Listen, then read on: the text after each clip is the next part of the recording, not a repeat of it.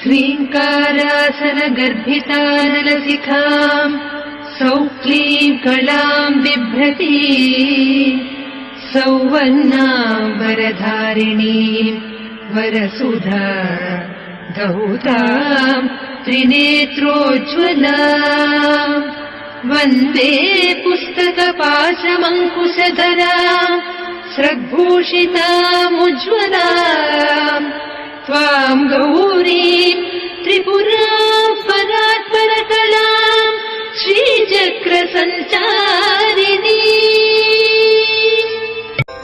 ॐ ऐं ह्रीं श्रीं ऐं क्लीं सौः।